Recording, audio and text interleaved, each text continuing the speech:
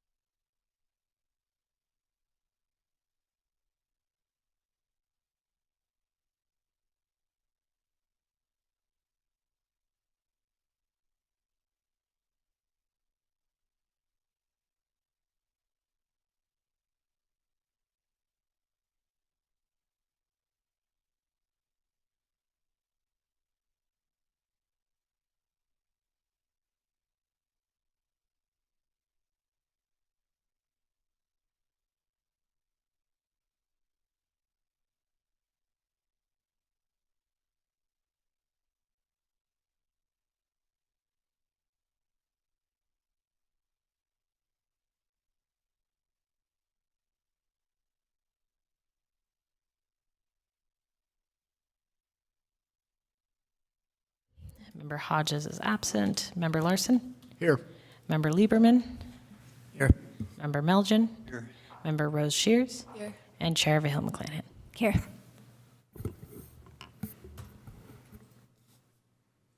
All right, we're going to read our land acknowledgement.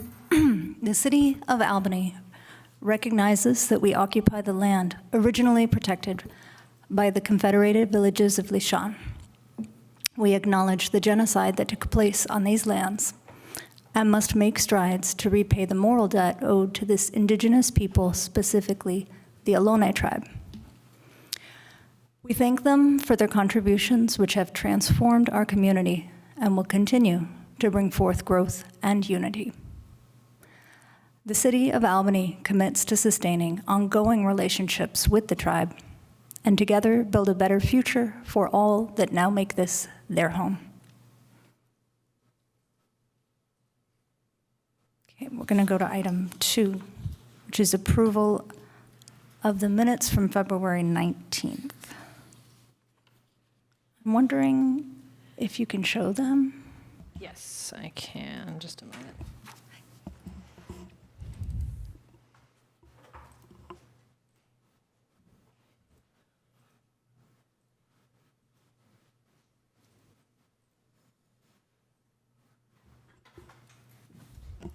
Here we go. So before entertaining motions, I have a question. Down on item 7, we have a list of the future agenda items that were requested by committee members, which is a good list that doesn't totally include all of the future agenda items requested. And so I think this question is for the committee in general. Would people like to see the notes amended to include all of those items?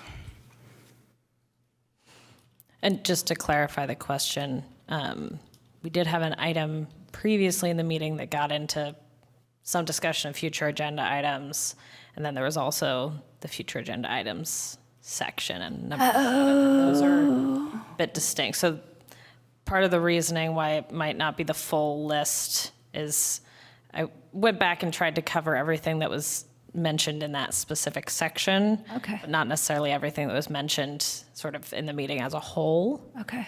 But that is something that we could edit potentially. Yeah, that makes it tricky because then it wasn't actually. Yeah, it's a little bit tricky, yes. All right. Thoughts? I will say that my understanding is sort of what Michelle's saying, which is that I felt like we had a brainstorm of things we wanted to work on during the year. And then in another agenda item, we had what do we want to talk about in March? And like I was thinking about those things separately as a member, whatever. I think that answers my question, unless anyone else had a different answer. Thank you. I would move to approve these minutes then. Seconded. Okay. Member Bierce? Yes. Member Hodges? Yes. Member Larson? Yes. Member Lieberman? Yes. Member Melgen? Yes. Member Rose Shears? Yes. Chair Vahill McClanahan. Yes. All right, it is time for public comment.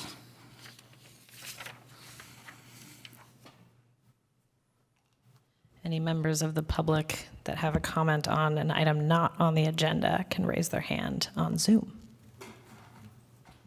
Lucinda Young, go ahead.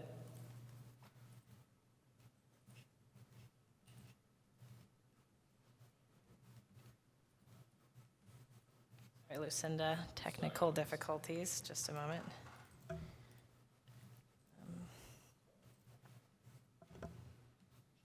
Okay, please go ahead.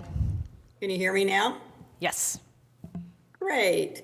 So just a couple of things. I wanted to first let the Climate Action Committee know that the Climate Action Coalition has an event planned for Sunday, March 30th at 3 p.m. And this is a collaboration with our coalition and the Albany Library. The topic is plastics, climate change, and health impacts, and what you can do. And our speakers are Dr. Jean Wu, who's actually an Albany Climate Action Coalition member and is a pediatrician, retired public health medical officer. And she will be speaking on the impact of plastics on climate change and health. And then the second speaker will be Stephanie Regney, who's a zero waste advocate and founded the store Feel Good, which is a zero waste store on Solano Avenue. And she will be talking on what you can do, practical tips to reduce plastics in your everyday life. And lastly, Benji Willett, our Civic Spark Fellow, will be speaking on the new sustainable foodware ordinance. So I hope that some of you can come and hope that you will help spread the word in the community. And let's see, second, I just wanted to mention that at the climate action or the city council meeting, there's been discussion about a feasibility study being conducted on EV chargers by the Public Works Department. And I did make public comment that I think it's really important that there be collaboration between the sustainability staff, Climate Action Committee on this feasibility study so that we do not have a repeat of what happened with the parking enforcement vehicle last year, where a gas vehicle was approved by the city council without any input from sustainability staff or the Climate Action Committee. And again, I'm concerned that you may recall the climate emergency declaration had perhaps the most important provision in the declaration was it called for collaboration among departments to achieve our climate goals.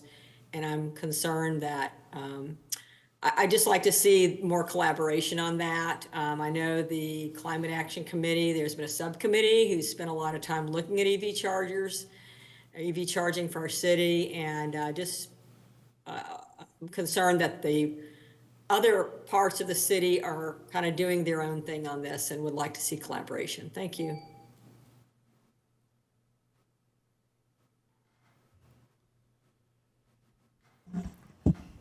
No other public comment. Okay. Thank you. We will go on to item 4, which is announcements.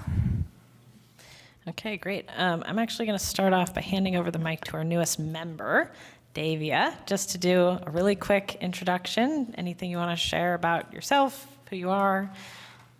Go ahead.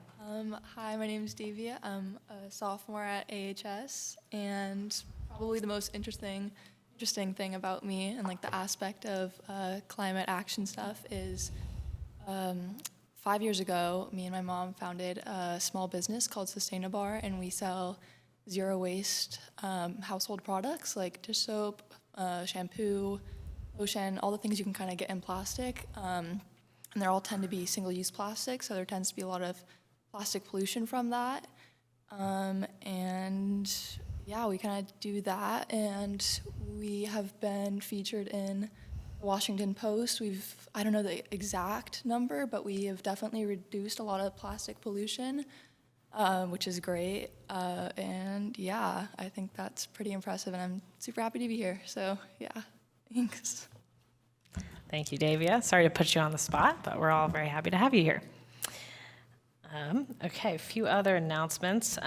Just a few events I was going to mention. We already heard about the upcoming Library ACAC event from one of our public commenters, so thank you for that. Couple other ones that were sent to me by member Bierce, thank you. There's the Home Electrification Fair and Wild Scenic Film Festival coming up on April 19th. That's an Earth Day type event at the David Brower Center in Berkeley. There's also an electrification fair in Alameda on May 3rd, and a Bringing Back the Natives Garden Tour on May 3rd and 4th, and that's going to be in Berkeley and in Oakland. And I am happy to send out the links to that if anyone's interested as well afterwards. And another event that's coming up right around Earth Day is the Go Green Mobility Fair. That's going to be on April 26th at the El Cerrito Plaza BART station. And that's a El Cerrito, BART, and Berkeley event that should be pretty cool. They have sort of a whole bunch of mobility, electric vehicle related things going on there. So highly recommend that. And one other announcement is the Tech and HERA funding for the heat pump rebates. There was some sort of back and forth going on with that. They paused the funding for a little while, but that has since restarted. So those funds are being delivered to homeowners who have been installing their heat pump appliances. I believe they are fully reserved at this point, but the funds are being dispersed. So that's all great news. And that's all of the announcements I have.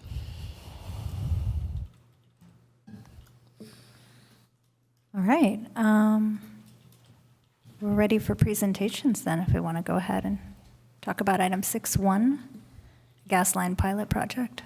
Okay, great. I'm going to go ahead and promote our speaker. Okay.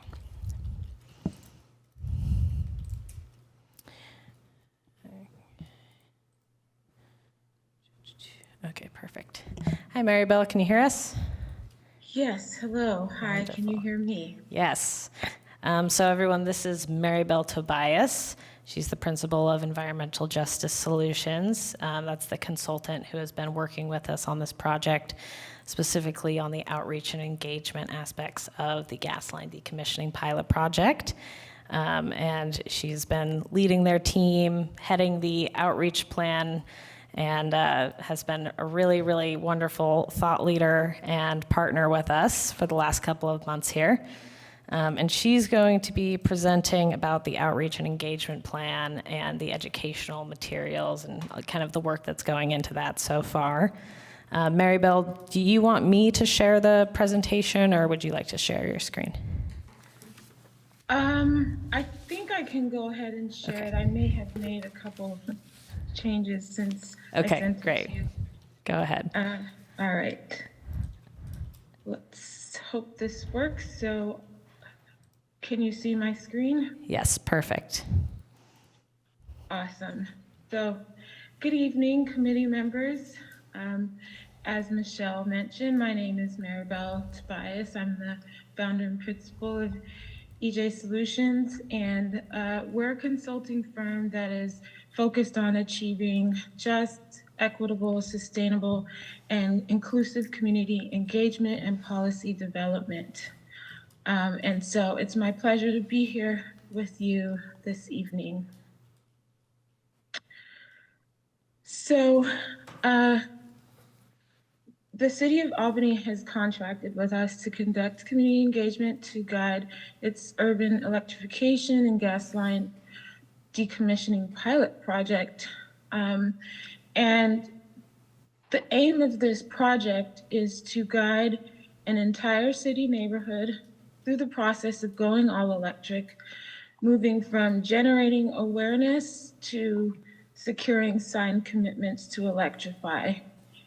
And we will begin our outreach in several neighborhoods of Albany before eventually narrowing our focus down to one.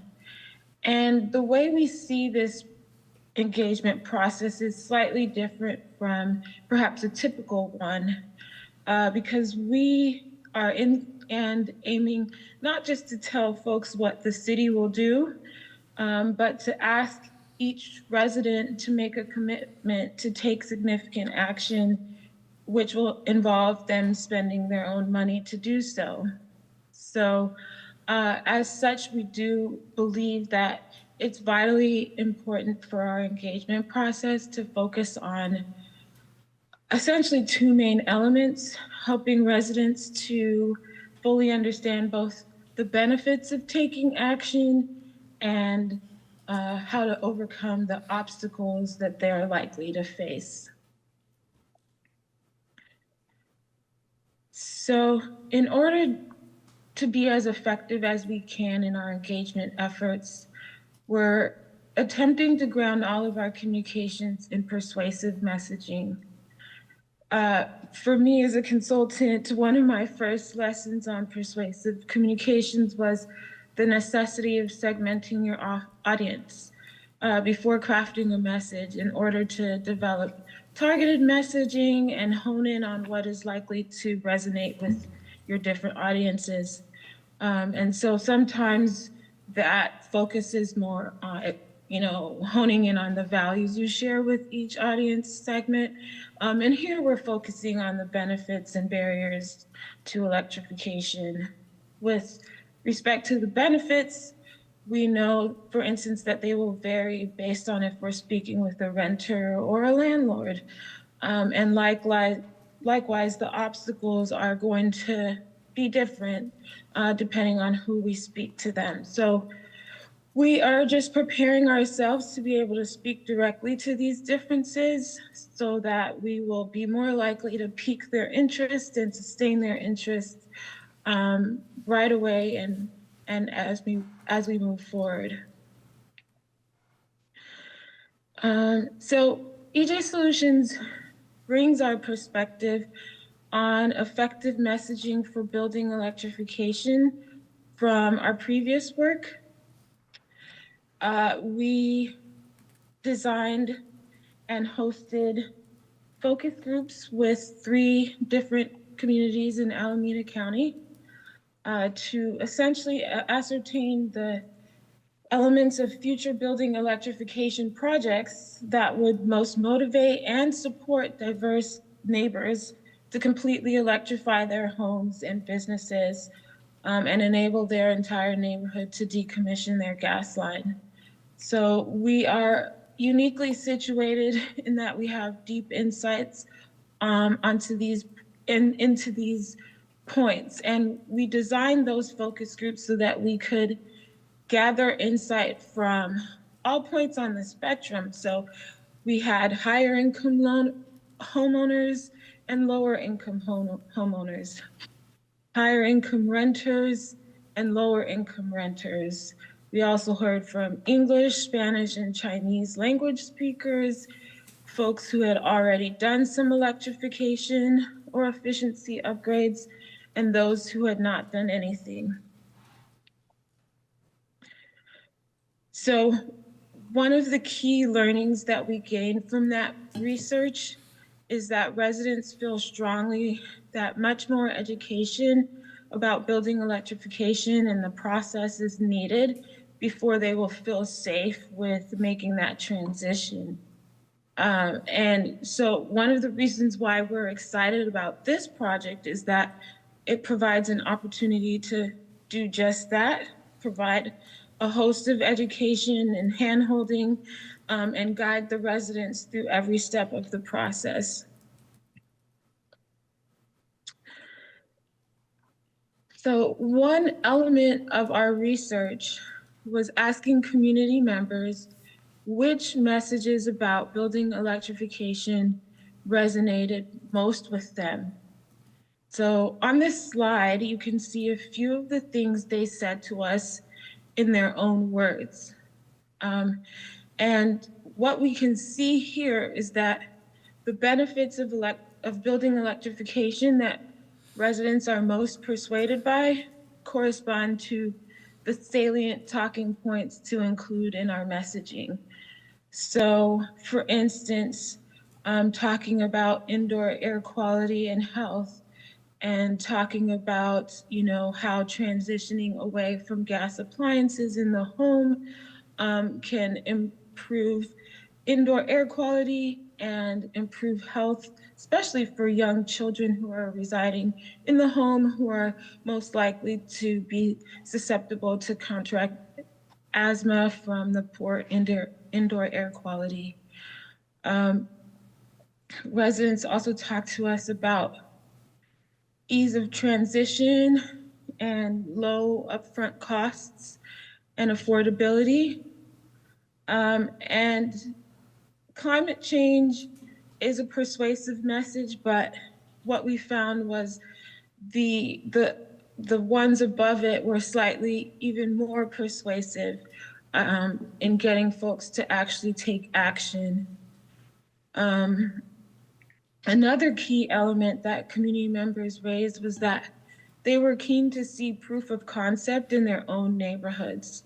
So we know that pilot projects such as this are likely to resonate with community members. And not only that, but the way this project is designed is well suited to enable us to deliver all of these effective messages and to address all of the barriers and concerns that are listed on the following slides. So these are some of the barriers and concerns that we heard. And a key part of our prep work is crafting messages that acknowledge and speak to these concerns. So, one of the key ones that participants mentioned was the need for skilled contractors, how to find them, how to know they're trustworthy, how to make sure they're affordable. That was a key message that kept coming up. Another one that we want to address for folks is, the frequency of power outages that was going on more recently. And, folks being scared of going all electric and not having power in their home to cook and heat water and things like that. So we just want to talk about the solutions that are available and walk them through how they can handle those issues. Of course, costs shifting to tenants is another very key concern that folks expressed. Another one to point out here on this slide is the difficulty and cost of repairs to electric appliances. That this kind of goes hand in hand with, it's not market saturated, we don't know where the contractors are, the parts aren't available. Will this just add like a layer of difficulty to my life? And so these are all things that we can talk to them about.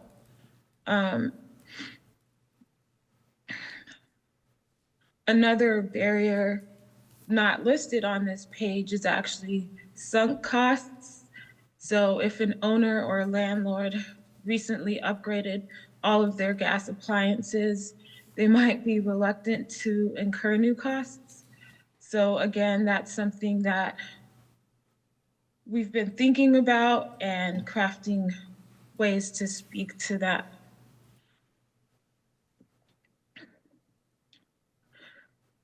So these are the tools on this slide that we are developing to help us marry our prior learning about what's effective and what the barriers are with additional research that will prepare us to speak to these issues. So we're in the process of finalizing these as we speak. And I don't have all the answers to share with you today, but you can see some of our preliminary work on persona maps in the outreach plan.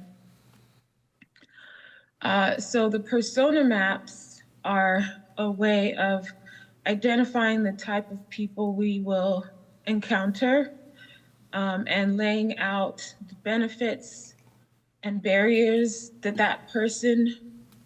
are relevant to that person, the effective messages that speak to that person, and then the questions that they're likely to ask.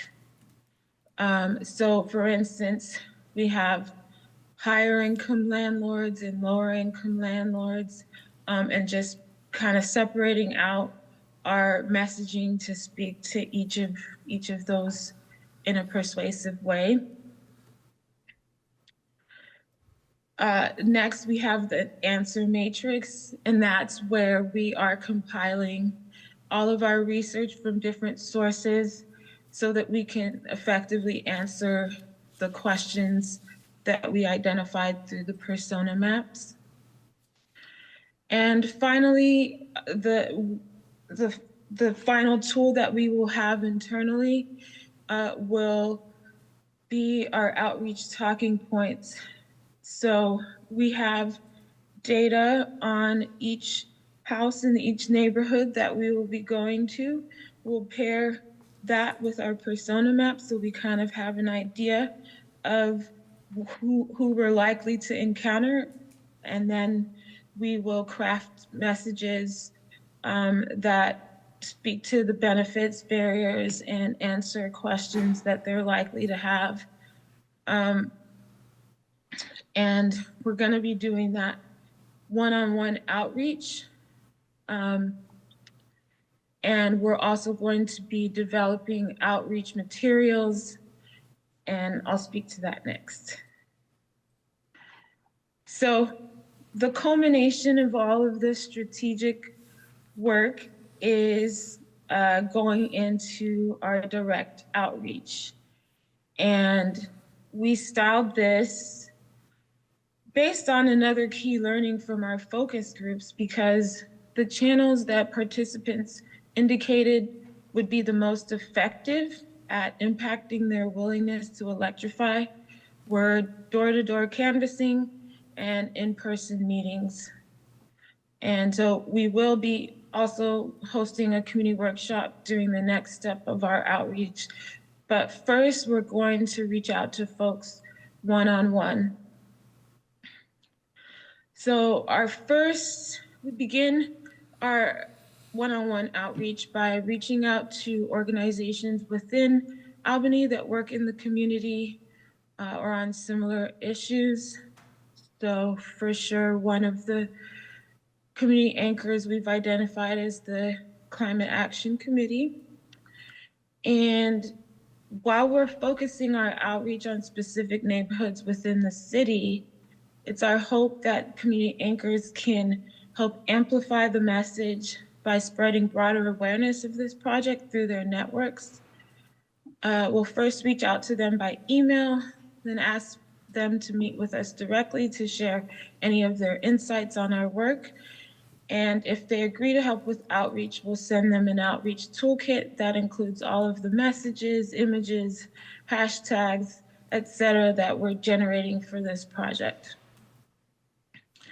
Following that, we'll begin outreach to landlords. We hope to secure their contact info to be able to call or email them directly. But as of right now, we only have their addresses, so we may have to reach out to them via snail mail first.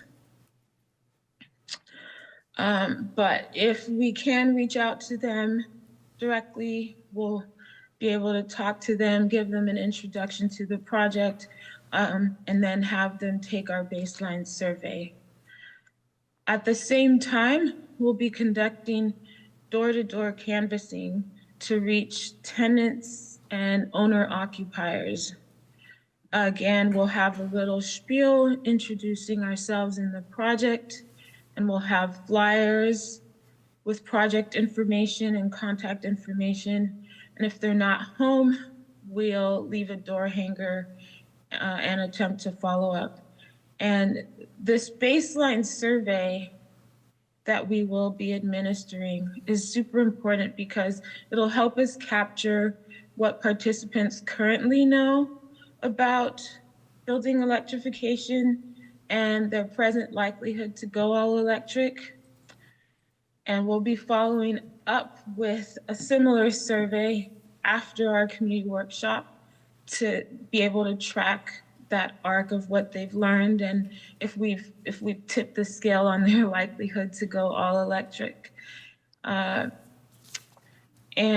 the survey will also help us capture all of the contact information so that we can properly stay in touch. And we'll have a link and QR code for the survey if we can't reach folks or if they're not home, it'll be on the door hanger. Finally, we plan to use social media to stay engaged with our audience. We're planning educational and interactive posts and videos, and we actually have a cohort of high school and college interns who will be helping us. They're going door to door with us, and they're also going to help us run our social media content based on a plan and calendar we're in the process of developing.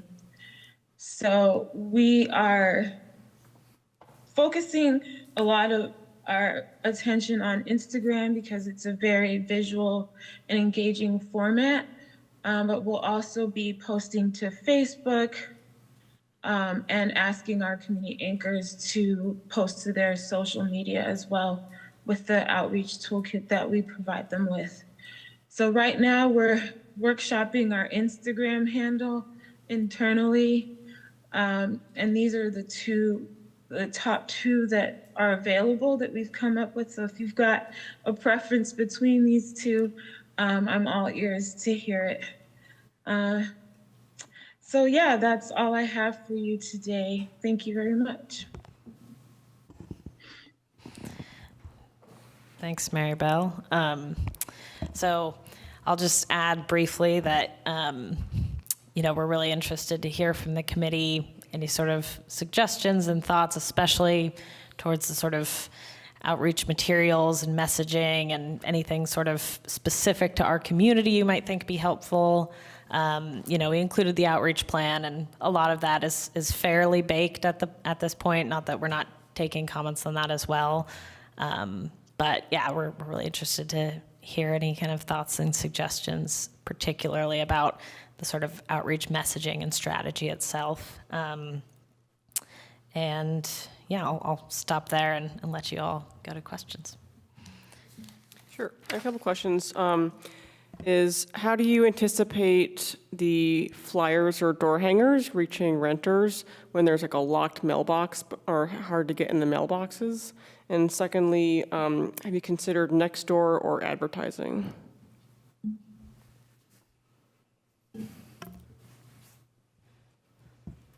That's a good question about the lock boxes. We had anticipated that we would be able to reach their doors. And so if we are not able to knock on their specific doors,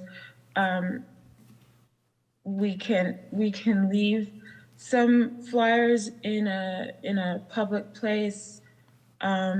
In the past, we've posted them on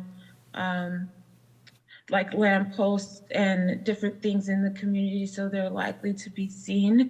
So we can leave a lot around, and I like the question, we'll consider that. We haven't seen all of the buildings yet, so we don't know exactly what we'll encounter. And then next door, that is also a good suggestion. We are not on it, and I'm not sure if our high school and college interns are on it or know how to interact with it, but it's definitely a good idea for us to consider. And then with respect to advertising, we have a very limited budget, so we are hoping to focus on the free social media outlets. But if there's an opportunity to boost posts on Instagram or Facebook for a relatively low cost, we might be able to do that. Yeah, I'll just add to that. There may be opportunities if we're able to get in touch with building owners, if there's a locked gate, to work with them to help us actually get to tenants' doors. So that's something we can look at. That's a good thing to think about. I had a question for the city related to that. Is it possible to just mail them to those? Yeah, we can do that as well. You know, if we come to a point where maybe there's a real limitation with that door-to-door, we might do mailers instead.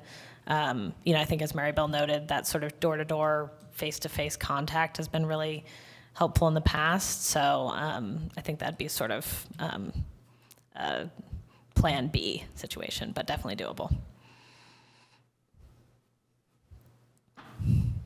I have a couple questions. They might be more for Michelle, but sort of related to this.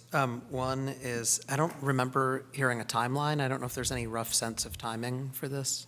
Yeah, on the attachment in the agenda packet, the last page had a Gantt chart with a timeline. There's also some timeline information throughout the outreach plan as well. But in a rough sense, the team is planning to start that door-to-door outreach at the end of April, and doing the in-person community workshop in, I think it was June. Is that right, Maribel? Correct. Yeah. Yeah, so we'll be beginning our outreach to community anchors at the beginning of April, and our outreach to landlords during that time as well. So because we will possibly reach some landlords before we reach tenants, we will be able to ask them for help if we encounter difficulty reaching their tenants. One other question I have is if the surveys for the baseline will be compensated or unpaid. I used to work in market research, actually, and I find that you get better response rates when they are paid responses, for like a gift card for doing a survey, for example. That's a good point. Yes, when in the past, when we've done standalone surveys, we typically do provide compensation, but we weren't able to put that in the budget for this project. And so it's our intent to mostly administer that survey one-on-one. So when we're speaking to the folks, we can just ask them the questions in the survey and get their input. And you know, for the folks that we aren't able to reach one-on-one, we have to just cross our fingers a little bit that they'll be interested in taking the survey.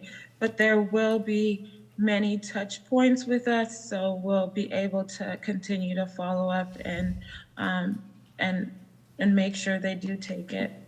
So yeah, unfortunately, we weren't able to compensate folks for that this time around. You had a few more I questions? have a few more questions, if that's all right. One is, I'm wondering what the definition of a neighborhood is when we're looking at neighborhood by neighborhood. Like, are those the like defined Albany neighborhoods, or? No, so the neighborhoods in this project are the specific blocks where we're looking at like a section of gas line that would be decommissioned. So it's a smaller area than the sort of Albany. I think we have like 6 neighborhoods in Albany or something, but these are more specific and small scale. Is it a single block? Is each one a single Yeah, block? Or? yeah. Okay, just wanted to make sure. That was my recollection, then I heard it referred to as neighborhood. I just want to make sure I understood. Yeah. On Nextdoor, I'm wondering, does the city have a Nextdoor agency account? Yes, we do. To my knowledge, it's not particularly active, but it's something we can look into. I think, you know, we could potentially be posting through our city account on Nextdoor. yeah, I can definitely note that down as something to look into. Great. And then I'm wondering if there's a target level of survey completions, like either just like a count or a percentage of doors, or just what's considered successful completion rate or number of surveys. Yeah, we do have a target in our sort of like grant documents, and I cannot remember the exact number off the top of my head. Maybe Mary Bell remembers it by some miracle, but I think it's around 70% as our goal.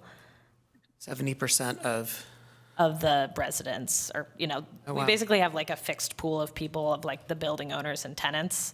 So our goal is to reach 70% of those, I believe, but I would have to double check to make sure that that's the right number. Okay.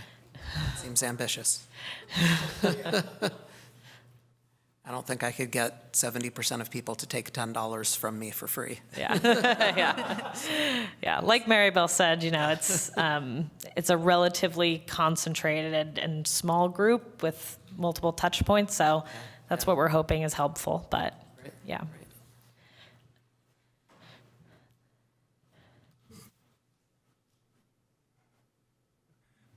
I wonder if it would be helpful in the marketing of this to mention that the status quo is not an option in the long term because of the Bay Area District bans on putting in new gas water heaters, gas furnaces. Yeah, that's a great point. Yeah, I think we haven't talked about that in a ton of detail, but it's definitely something that's been on our mind. And yeah, Mary Bell, we should talk about that more. This is a good point that, yeah, we've found that to be a sort of promising but somewhat untested point. But I think it is important to bring up with people that, it's going to be required pretty soon for maybe their next installation. So, yeah. Yeah, one thing I've heard on that topic is that you can wait and do it at a higher cost, or you can do it now and take advantage of the rebates that are available. Is that going to be a city requirement? That's a air district requirement that basically water heaters and furnaces are going to be required to be electric starting, well, there's a few different years, but basically the first one is starting in 27. And that's basically the whole Bay Area.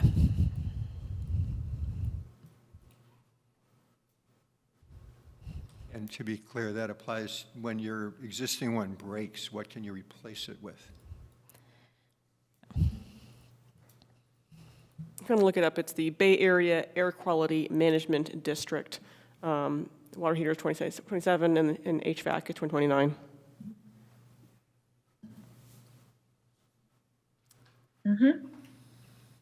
Any other questions?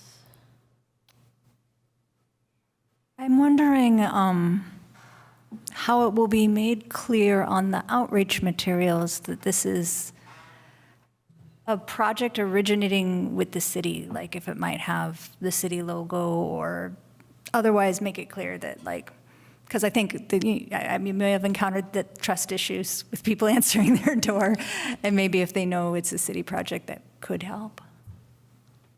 Oh, for sure. The flyers that we are designing lead with the fact that this is a City of Albany project, and we are just there to support the city in achieving its goals. And we're also hoping that by partnering with some community anchors that are known in the community, they can help us build trust with those same residents by, emailing that in newsletters, or, talking about it during meetings, or just otherwise allowing us to have a presence, not just through ourselves showing up, but also by being linked to these trusted partners.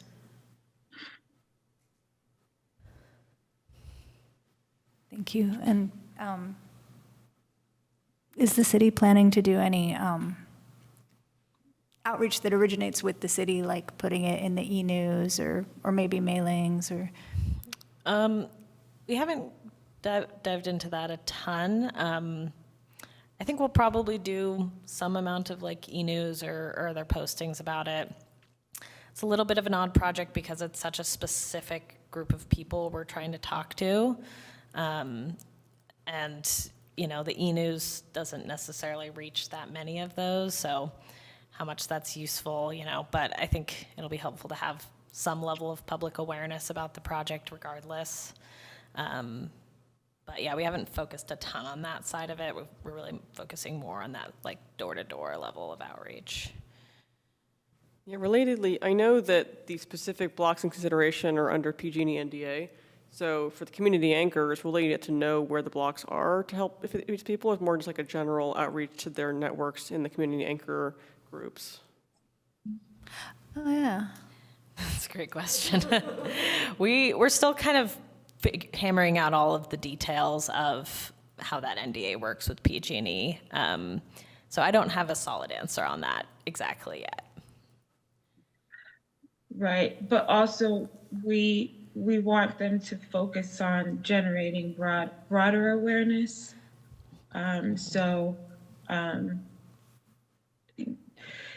Even if they don't know which specific neighborhoods we're in, the idea is just that they reach their networks. Heads up that in the packet, there are 3 street names mentioned, which basically spells out what those blocks would be. So I thought it might be public knowledge, and it's clearly not. Okay, I will check on that. Yeah, it's a parenthetical. I can find it for you if you don't. Okay, Yeah. I'll deal with that later. Thank you. Okay. Any more questions in the room? Questions online? Jeremiah Garrett, go ahead.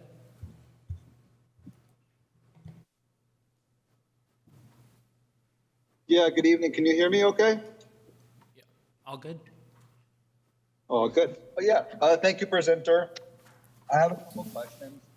Speaking of, I'll just pick up where you left off. What was the last thing you said? Broader, what, diversity or broader? Like basically. Broader outreach to the whole community? Yeah. Yeah. So I think a good solution is kind of going back around to what you said about how you have high school students, interns. Albany's a really high school, kind of close town oriented city. And so I think if you were to offer, you know, maybe internships to our high school, I don't know if Albany High School is part of it or not, but I know that a lot of students in Albany, let's say they graduate from high school even, it's hard for them to get a job, having job experience. And so this would be a good thing for high school students to get some sort of work experience. So later on in life, when they need to apply for a job, at least they have some work experience. And they could, our own high school students can really get involved and go around their own neighborhood and their own communities, and word of mouth through high school students travels really fast, especially if you get a few of them maybe on social media, it just really spreads. And so I just think it's hard to do a lot of outreach to get, you know, senior citizens and all these people who go to work 9 to 5 and try to catch everybody. Well, the students, they go home and tell all their parents, you know, they go home and tell their, you know, relatives. And so by in turn, the students are doing outreach for you by talking to their parents about it and things like that. So I only got about 45 more seconds, but I'm just going to stick to this one thing here. I'm just trying to give a shout out to, you know, high school students, and maybe there's an opportunity for them to be an intern, for some of our students to gain, you know, some sort of work experience. You know, I think that's a good solution on broader outreach. Yeah, keep up the good work, but I think that's the best solution, is really get involved with our school. You know, I don't even know if you can attend a school district meeting, but yeah, outreach to high school students is probably number one way to go. Keep up the good work and thank you. Thank you.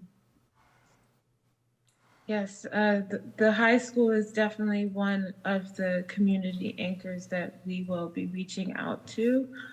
And we previously made the internship available. I'm not sure if AHS students saw it, but we can certainly use all hands on deck when it comes to a lot of the elements that we want to put in action. So thank you for that. Nick Peterson, go ahead.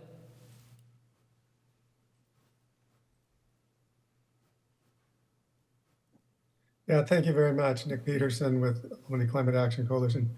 This is really important work, but it's super challenging. And I think one of the best things that's going for this is you have specific areas, specific residents, specific buildings. And I'm a little worried that doing 6, that's a lot of people, that's a lot of buildings, that's a lot of area. And if the goal is to see how successful you can be, I mean, this is a study, obviously you're not going to end up getting any one of these areas to fully agree on electrification and then move forward with it. I mean, that would be too much. And you would need 100% of one of them to come through all saying yes, which is a huge task. So I guess I have a couple things that I'm worried about. First, this is way too much bitten off to even try to get your hands around.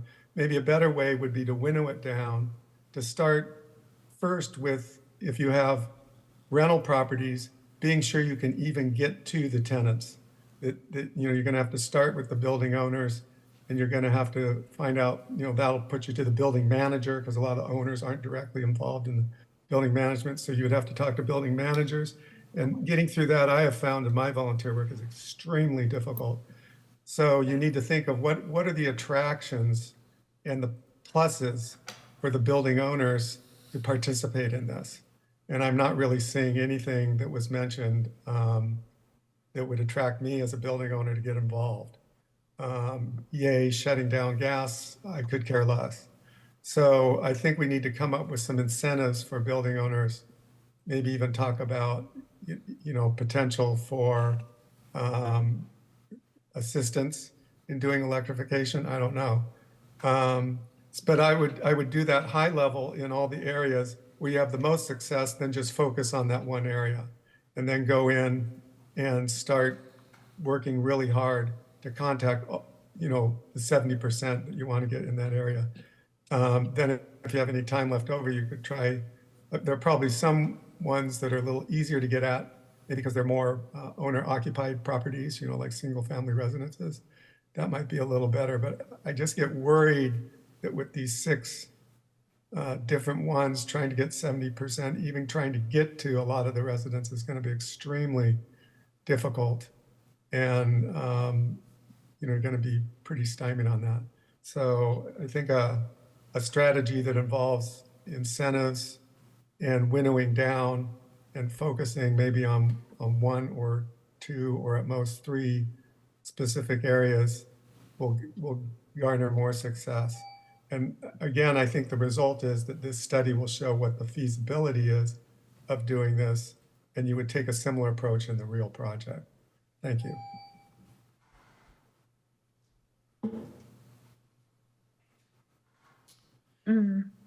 Michelle, did you want to? Yeah, we can actually go through all of the public speakers before we do responses. So Okay. we'll wait and go through the rest of them. Thanks, Maribel. Lucinda Young, go ahead. Thank you, Maribel. Excellent presentation. Michelle also. It's a really great project, and I'm glad to have a little more understanding of this. I know I did hear about this at the city council meeting. There's some discussion about it. And I also wanted to let you know, especially since you're going to be doing social media outreach on this, there are 2 Facebook groups. One is Albany News, and the other is Albany Neighbors Helping Neighbors. There has been some extensive discussion on Albany News about this project. along with public concern about, well, some of the things you're talking about. Number one, the cost of installation. Number two, the high electricity costs. And I'm a member of the Albany Climate Action Coalition, just as the previous speaker, Nick Peterson, is. We talk to people a lot about electrification. A lot of members have either fully or partially electrified their homes. What I repeatedly hear from people, the barriers. Number one, the cost of installation. Even with the various rebates and tax credits available, it's still a big outlay.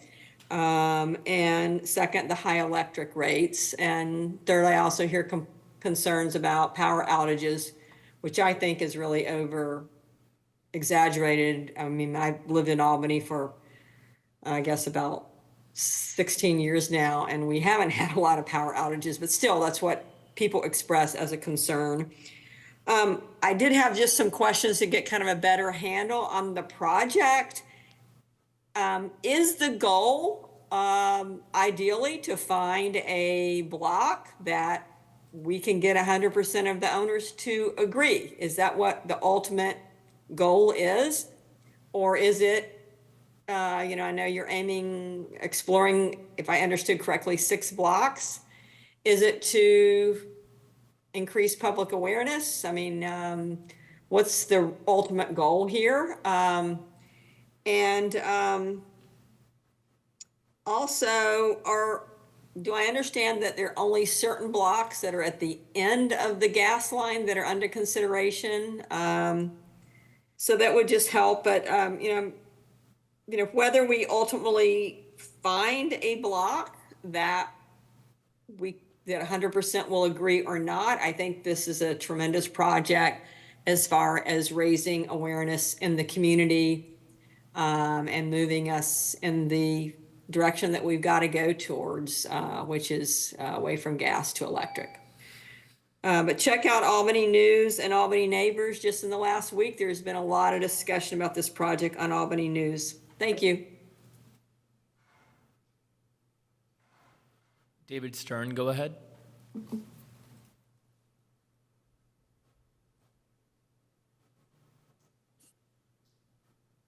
Thank you. Several quick points. First of all, thank you. This is wonderful. I'm so happy to see this going forward. We fully electrified and decommissioned our meter last spring. There are a couple other people on our block, which is the 900 block of Santa Fe Avenue, who might be interested. So if that's a block you're considering, I would volunteer to be an anchor. Want to echo the point made by an earlier speaker on involving high school students. And you all probably know how best to do that. You need to approach the principal. There's probably a leadership class or something at the high school, and that's a natural place for students to take on this kind of work. Davia may know more about that than I do. And last point, I think I have a hunch, and maybe it's an obvious point, that it's going to be easier to persuade homeowners than tenants and landlords, because in multi-unit structures, you have problems of whether the tenants are separately metered, who gets the gain from any saving in utility cost. Those are difficult issues. There are some communities, I think Richmond, that is considering or has passed an ordinance about that, saying that there should be separate metering in multifamily structures. There are also new units coming online that work on standard outlets, 110 volt outlets for both cooktops, and even water heaters and HVAC. You can track that down. That makes it a lot easier and reduces the cost to electrify. Thank you.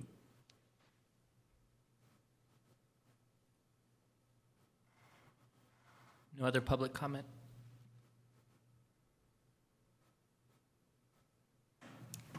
There were some questions in there.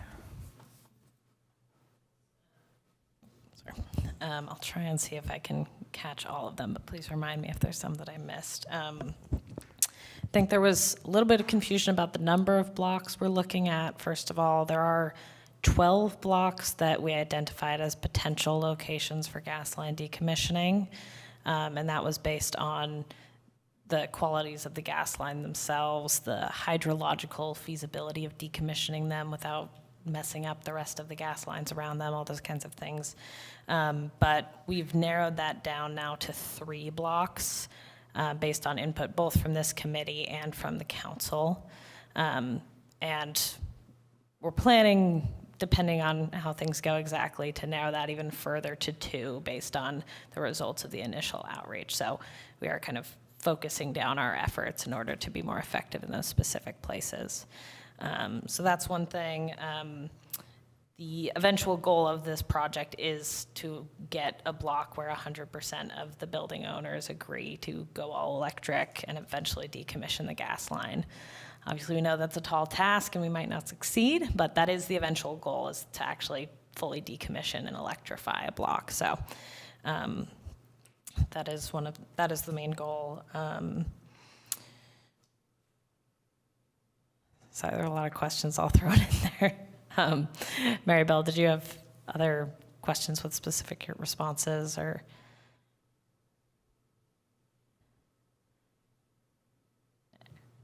Anyone have a question in particular, if you know I missed, that you can share?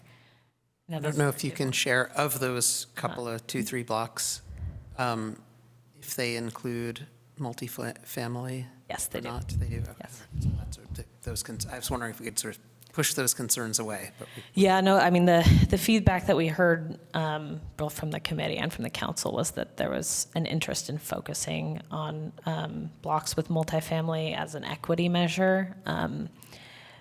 You know, that to some extent is limited by feasibility, so we were looking more for blocks that had multifamily, but not such a huge number of units and buildings that we kind of couldn't manage it in our budget range. Yeah.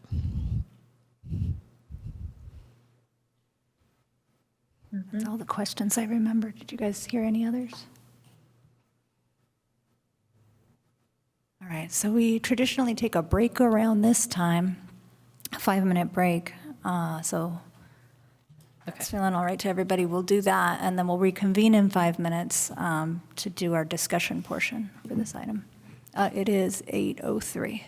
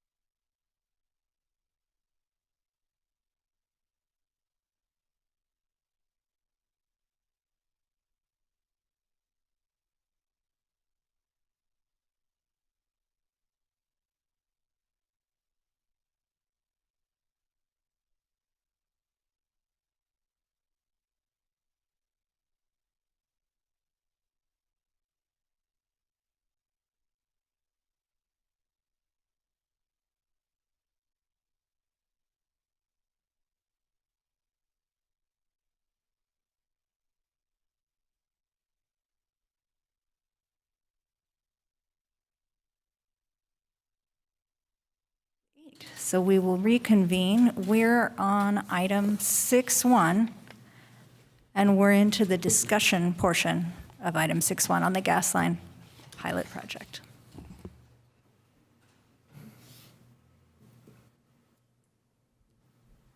I'll start. A lot to say about this. I wanted to highlight, is Maribel on the? No, she hasn't gotten back just yet. We might want to wait another 30 seconds or so. Oh, no, wait. We might be running a little ahead of ourselves.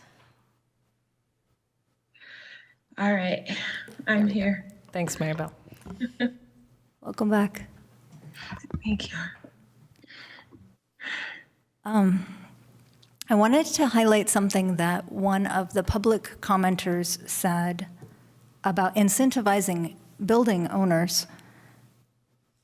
And while we don't have like a cash incentive in hand, I can think of 3 things that might be compelling for them.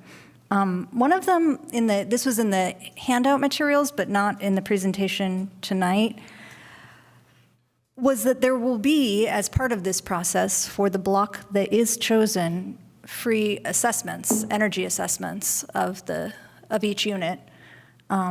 That has a real dollar value, and it's going to be provided for free. And I think it's something a lot of building owners probably, intend to do, but deprioritize. A second thing, really is the rebates, and there's so many incentives and rebates. So I think being really clear, because that landscape is always shifting of what are the rebates available this month, being really clear about what the rebates are or incentives and that they can be stacked. I'm not sure everyone is aware of that. All of that could potentially also work as an incentive for building owners, because that's a real incentive to get it done. And then someone mentioned this, maybe Mark, the upcoming AQMD rules is a major incentive to get it done now, because if you get it done now, you might get rebates, like Catherine said, and if you get it done later, you won't. So I think that messaging should be put forward really clearly to building owners. Okay, I have one more thing I wanted to say. Yeah. Can I just ask about what you've said so far, like clarifying? I feel like there are 2 separate incentive categories, and I just want to make sure I understand where you're coming from, because one is just an incentive to have the conversation. Yeah. Right? And then the other is the incentive to participate in this, an actual project. And I think that you're talking about the latter, but I am not certain, so I just want to pause that. Okay. Yeah. Are we there, are these conversations that Mary Bell is going to have, are these deliberative polling where you are informing the people of something and then asking them a question? Or is this just a survey where you are knocking on the door and saying, I have these questions, what do you say? I think I've sort of lost that in that forest through the trees or whatever. Yeah, it's our intention to show up and provide a lot of information about the project and its benefits. And as I was saying, we are trying to break down those benefits by categories. So when we're speaking to landlords, we'll be specific about the benefits that apply to them. And when we're speaking to other folks, we will share different benefits. So I think, yes, we are intending to show up and have a lot of information about this project and really assure people that it's our purpose and role to hold their hands and walk them through this whole process and make it as easy as possible for them to do this through this project. Making the affordability, the ease of transition, access to knowledge and contractors, all of those things that are typically worries that people have, we can let them know that this project will hold their hand through that. Thank you for clarifying. One thing I'll also note is that, in terms of the cost of doing the work, we are looking into potential ways to pay for the work aside from just the existing rebate programs. It would be great if we could get everybody on board and they pay for the projects themselves, but we know that that's probably not very realistic. And so, we're thinking about what those different funding options might be. A lot of the answers to that won't come until we have more data about the cost, and we've done those electrification assessments and all of that. But that's part of this project, is sort of this ongoing conversation about what costs are, how costs can be shared, where funding sources are. So it's not necessarily just going to be, hey, come electrify and pay for the whole thing yourself. It's going to be a much longer conversation than that. So.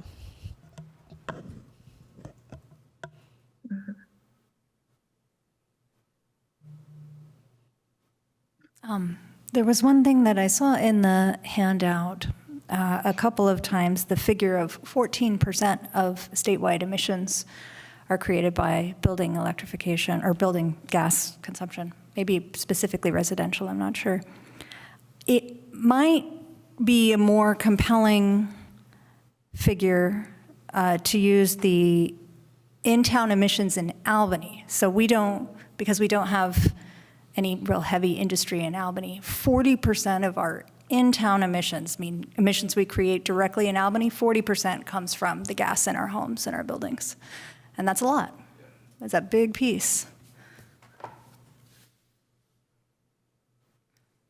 I wanted to make a comment regarding the internship options for high schoolers that some previous speakers had brought up, and say that there is a program for high schoolers called EdgeSet, which focuses on environmental justice stuff, but a big part of it is that students have to get an internship for 2 years.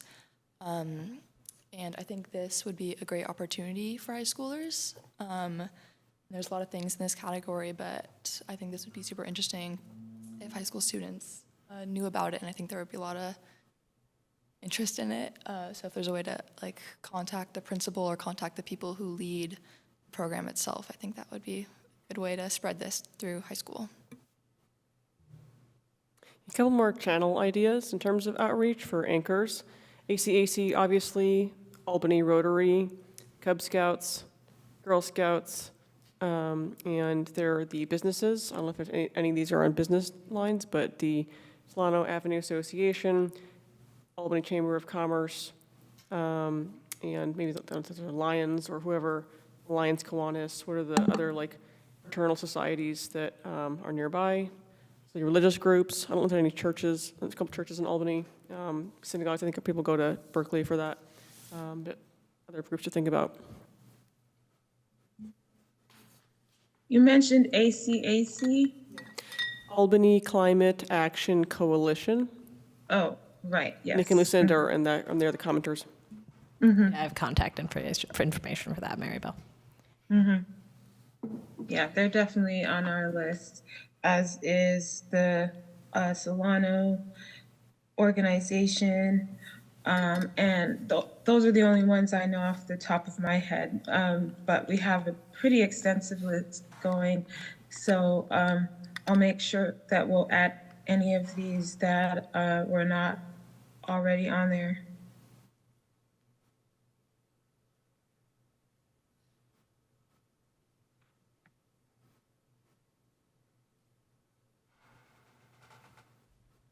I just had one small comment as I was reading through the outreach and engagement plan. I saw some language around protecting against rising gas costs. I think one of the speakers made a good point that I think what's most top of mind with a lot of the residents here is just all the PG&E electricity price hikes they'll see in the news, every couple months. So yeah, I think it'll be really important to have good talking points against high PG&E rates, or be able to talk about how we'll be able to help them figure out if it'll actually be a kind of net saving for them going forward.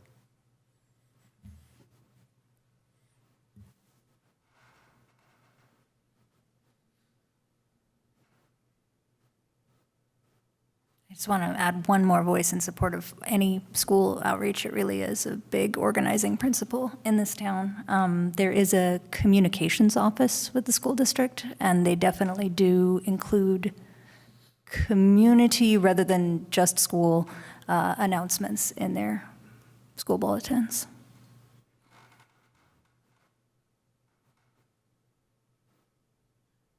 Is Stop Waste in your list of anchor? I mean, it's funny because they're not in Albany, but they're a trusted Yeah, organization. Stop Waste has been collaborating on this whole project with us. Yeah, I haven't really thought of them as an anchor specifically, but that might be an interesting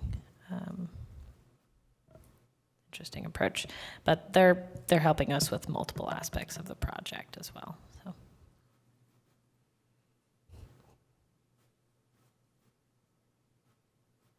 Any other comments, discussion?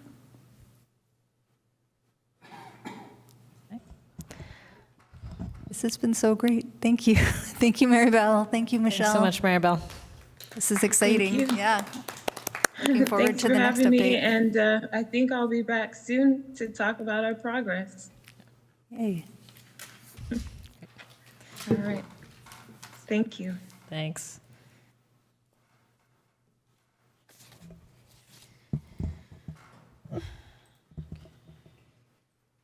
All right, so we're going to go to item 6.2, a related item.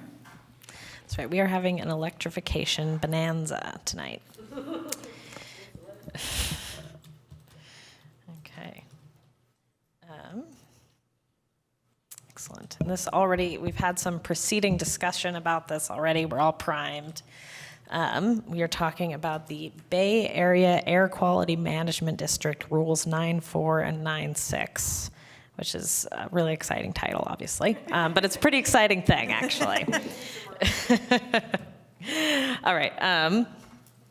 So a little bit of background on what this is. So these are rules that the Bay Area Air Quality Management District, or BACMUD, as I pronounce it. I don't know if that's technically right, but that's what I say. Created the BACMUD. It's the Air Quality Management District for the entire 9-county Bay Area. So, you know, pretty large, densely populated region. Obviously, we're right in the middle of it. And basically, what these rules say is that you cannot sell, install, or offer for sale within the district any natural gas water heaters or HVAC systems that emit nitrous oxides, starting at these different years. And what that really means is you have to install electric versions because there are no gas systems on the market that don't emit some level of nitrogen oxides. It's just, at least as far as I know, not possible. Maybe they'll solve it at some point, but that's kind of what gas systems do. So it's really an electrification requirement in essence. And there are these different dates. So starting in 2027, which is under 2 years away now, this will apply to water heaters that do under 75,000 BTUs an hour, basically residential water heaters, you know, like the kind of 50-gallon ones that you'd find in a typical home. Starting in 2029, we have residential and commercial furnaces that are have to switch over to heat pump HVAC systems. And then starting in 2031, we have commercial and multifamily water heaters. So this is, again, for the sale and installation of these appliances. So it's not going to require that people tear out working gas appliances. It's really for that turnover when they're putting in a new one. And it's, you know, it's something that it's really focused on that moment of turnover when the incremental cost is lowest, where you're already putting in a new appliance, which makes it, I think, a pretty powerful tool in that regard. So this is the basis of the rule. It's a pretty big deal, obviously. It really goes a long way towards helping us achieve our electrification goals in the city. And it's a big task, right? Obviously, most of the work for the implementation of this rule is happening on the Air District scale. They are hosting a variety of, a working group with a whole host of different partners. They're launching an outreach campaign, like a $500,000 outreach campaign starting this year. They're doing a lot of contractor education work. So there's a lot of stuff that's happening at this larger regional scale. But it's also something that's, happening here at home in our little community. And there are ways I think that the city can help building owners get prepared for this big change that's coming and try to make the rollout go smoothly and kind of take advantage of this shift that's happening on that sort of small city level. So that's what I thought it'd be good to talk about a little bit today. Couple big challenges that come with this rule. The first and probably most obvious one is the need to plan ahead. Essentially, if you are a homeowner and you don't know that this rule exists, and you don't know anything about electrification, and it's January 2nd, 2027, and your water heater goes out, all of a sudden, you're going to be told you're not allowed to install a new gas water heater. You have to put in a heat pump, and maybe you need to upgrade your electrical panel because maybe it's kind of maxed out right now, and you haven't upgraded it since the house was built in 1940, right? And you don't have any wiring set up, or maybe you've gone tankless, and now you don't have a spot for a tanked heat pump water heater anymore, and there's nowhere to put it, right? So there's all these kinds of issues that can come into play, and when you don't have hot water, that can feel like a real crisis, and you don't want to wait a year for PG&E to upgrade your electrical panel, right? These panel upgrades can take a really long time, especially when a lot of people are trying to do them. Wiring can take a long time. It can require different contractors, not just a plumber to come in, but someone who has electrical experience. There can be a lot of different kinds of complications that come with this. And so the more that building owners can plan ahead, that, maybe they know that they need to install that smaller water heater because there's only 2 people in the house, and that saves the panel capacity for the heat pump HVAC system, right? There's all these kind of layers of planning that have to go into this kind of thing. And sometimes they need to start the process of doing upgrades well in advance of when their appliance goes out. So that's one big thing, is that if they're not planning ahead, if they're not aware, things could get pretty difficult pretty fast. Another challenge, of course, is cost. We always talk about cost. For HVAC systems in particular, the incremental cost to get a heat pump is about $9,000 based on our permit data. That's incremental, so compared to a new furnace, not the base cost, but for some people it can be extremely high. For some people, with given a certain type of house, the cost to install a heat pump can be quite high. And for water heaters, the data on this is a little bit fuzzier, in part because we don't have nearly as good permit data about it. Based on our permit data, it looks like the incremental cost is around $500, but based on some of the studies that the Air District did, it looks like it's probably closer to $3,500, probably more accurate. So, and then panel upgrades cost around $5,000 on average. Again, all of these things can be higher in certain cases, right? Especially with old small houses that we've got lots of here. So these are things that we know are going to be challenges for homeowners here in Albany and across the Air District, of course, and want to help people deal with before it becomes a real crisis. And of course, there are also opportunities that come with this as well. So, as I mentioned, this is really going to do a lot of work to help us get to our goals, especially because it's on this huge regional scale. It's a lot easier to do that kind of work than it is at a really small city scale. So that's really helpful for what we're trying to do, and there are ways that we can try to kind of take advantage of that to expand the benefits even further. So one thing, of course, is just the opportunity to educate the public about the benefits of electrification. We were talking about that just a minute ago. There are lots of benefits.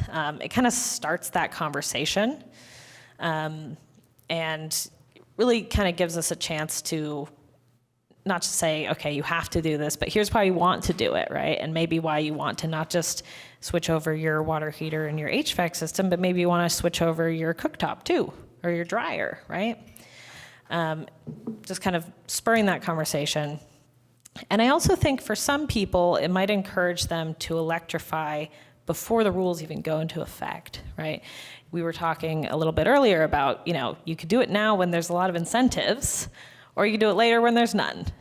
So, in certain situations, it'll be smart for people to do it now, and it might be helpful to kind of spur them along and say, okay, this is the moment that I actually should be doing this. I want to get ahead of the curve. And that might help us increase our electrification numbers even more, not just starting in 2027, but starting today. That's another opportunity. And then finally, I think there's a real opening here to have conversations with some of those groups that are harder to reach. We have kind of a group of folks that we reach over and over and over again with some of this messaging, and they've heard it a lot, and they're on board, and it's great. And then there's a really big group of people that we just can't quite get to, or they're just not engaged or not listening. It's not really at the top of their mind. And I think the ability to say, hey, this is a requirement that's coming to you. You have to pay attention, and let us help you with it, or let us give you more data or more information or whatever. Sometimes for people, that's what they need to hear to get them to start paying attention to the rest of the things we have to say. That stick rather than the carrot. Sometimes for certain groups of people, that's what you need. So I think there's an opportunity there to get in touch with some of those folks. So considerations, this is sort of a big topic to think about. It gets into a lot of the other work that we're doing with the gasoline decommissioning project, with the heat pump rebates we're offering, with conversations about EV charging in multifamily homes and all kinds of things. I don't think that tonight necessarily we'll figure out a whole plan, but I think it's kind of helpful framework to think about what are the different areas we might focus on or prioritize, and maybe what are some of the the goals that we might put maybe towards the top of our list or towards the bottom when we're thinking about all of this. So just 4 points, more to get our brains moving than to sort of be solid in any particular way. But some focus areas. Number one, just accelerating the transition to electrification, trying to get more people over to electric appliances as fast as possible. And that might look like continuing our rebate program, maybe in its current form, maybe in a sort of less equitably focused way and more just like volume, trying to get as many people with rebates as we can. Another focus might be kind of trying to ease the disruption or the burden of the requirement through education and assistance, and really sort of focusing on that preparation model. So, trying to get people to do the wiring that they need, or do the panel upgrades that they need, or make an electrification plan. We've mentioned before a couple of times, I think particularly Member Melgen, about, are there ways we can incentivize people to get a contract or somebody to come out and help them plan for electrification, not the doing it part, but the planning part, right? Are there ways that we can try to prep people for that? And then, this is sort of on a similar thing, but encouraging the full electrification itself. So doing that sort of assessment, and then also trying to get people to actually do their entire home as like one big project. Maybe that's something we want to approach. And then another potential focus area is mitigating the equity impact, especially as we talked about the cost burden of electrification. We know that there are going to be individuals where this is having a really significant impact on them and their finances, that they can't afford to make this shift and they're being required to, and how do we deal with that?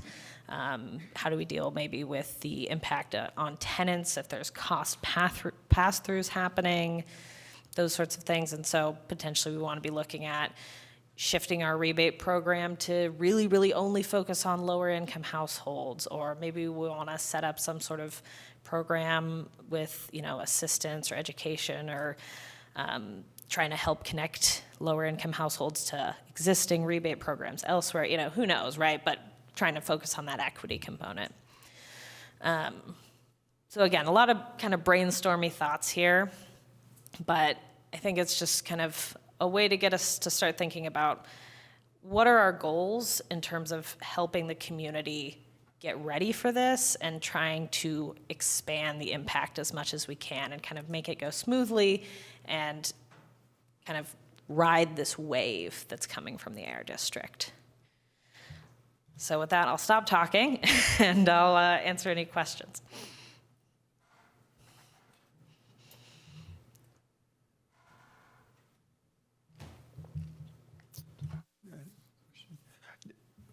In addition to the Air District rules, is there a state requirement that no gasoline-powered vehicles can be sold after 2034 or something like that?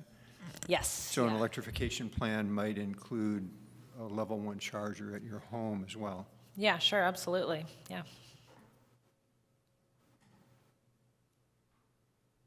I guess, do we have any official communication pathway with BackMud? Are kind of you in regular contact with them? I'm just curious.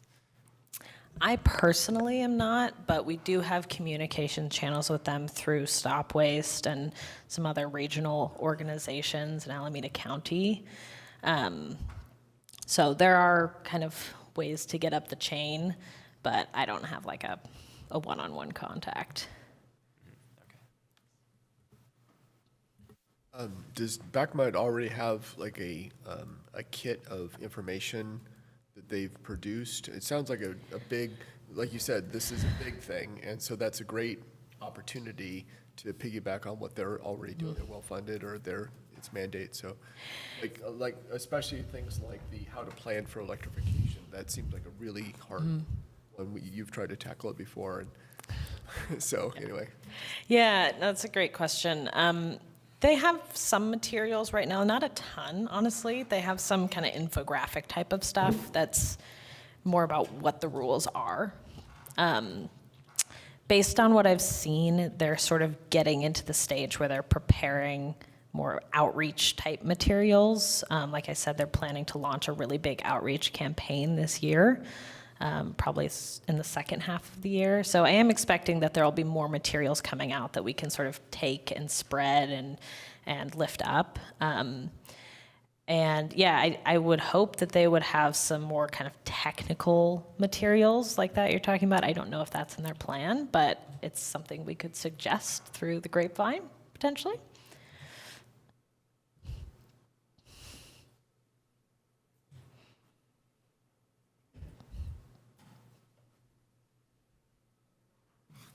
Any other questions? All right, we can go to public comment.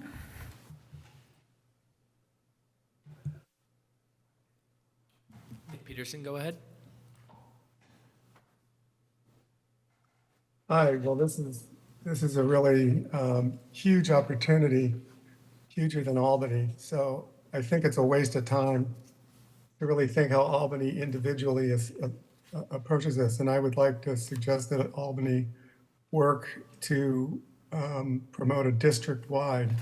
So get together with all the cities, or I think there's also another organization of all the governments in the nine-county Bay Area district. And there really needs to be set up a method whereby there's a service about, okay, here's what it's going to cost to electrify your home. Here's the initial one that addresses these air quality impacts on the appliances you have. And here are the ways you can fund it. The big, if funding was not an issue, if this was all 100% giveaway and everyone said, it doesn't matter what it costs, we'll cover it, just do it, you'd probably get 80% compliance. There'd be some people that just wouldn't want to do it. But the big hurdle is going to be financial. That just comes up again and again, and it's money. So setting up a green bank for the 9-county district that would take in funds and then disperse them, kind of like a PACE program, where you'd pay back at a reasonable interest cost through your property tax. And I think that's a good approach because a lot of people will be doing these upgrades, but they may leave the home in 2-3 years. And, granted, they'll gain a lot of money in the value of selling the home, but then, they won't have paid 100% of the cost of putting the system in. But I think we can't just, you can inform people all you want about it, but the big hurdle is going to be the cost. And at some point, they're going to put it off, and then they're going to step into it. And all of a sudden, they'll have to hit all that money, and it'll be painful. So it seems like coming up with a finance system, an equitable finance system that's district-wide, that everyone supports and offers the information district-wide is the way to go. And I strongly recommend that Albany use their contacts with Berkeley and other cities to encourage this approach, because this is really big. And what I worry about is it'll hit the courts, and then there'll be some decision made that will stop it, and it'll be thrown out, for some reason. And then it'll just be a huge time lag until, and all those heaters will keep emitting carbon dioxide and nitrous oxide and whatever. So I really encourage the city and the Climate Action Committee to reach out to other jurisdictions and find out what they're doing as a district-wide approach. Cindy Young, go ahead. Thank you, Michelle, for the presentation. I actually attended the meeting of the Bay Area Air Quality Management District on this rule last year. And there was quite a bit of discussion. One member had opposed implementation of the rule because he didn't feel like the members of his district, there were cost concerns, could afford it. But I'm very glad that it went forward. I agree with Nick Peterson that, cost is a big hurdle. And even people who can afford it, sometimes they want to spend their money on other things. And cost is a big deal. Not only the cost of installation, but also, as mentioned before, the fact that electricity prices are the second highest in California in the nation. So I do have a couple questions. Was a hardship exception finally included in the rule? I know there was discussion about, an exception if someone was able to show particular hardship. I don't know if that actually got into the rule or not. And do non-heat pump electrical water heaters and heating systems, do they comply with the rule? Or is there a requirement? Is there efficiency or something requirement so that heat pumps have to be put in? I was unclear on that.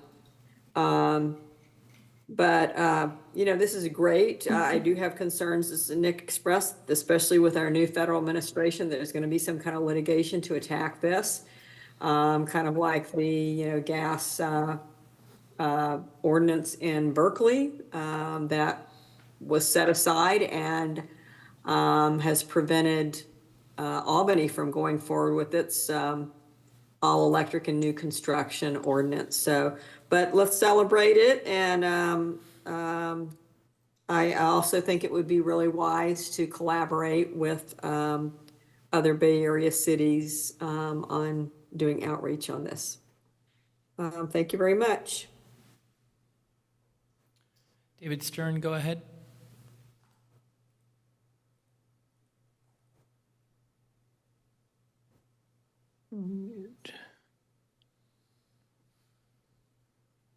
Should be good, David. Oh, I'm good. Okay, thank you. You unmuted me. Thanks for that. I just wanted to mention that the Citizens Climate Lobby of Alameda sponsors an annual residential electrification fair. This year it's going to be April 19th at the Brower Center. It's an excellent event.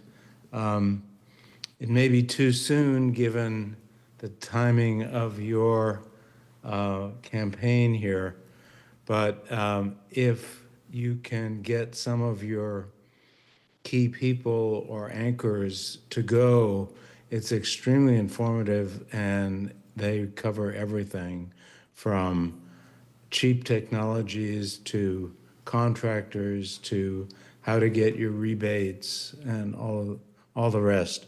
It was a big help to us, as I mentioned before, that we decommissioned our gas meter in April, and we got a lot of help from going to that fair last year.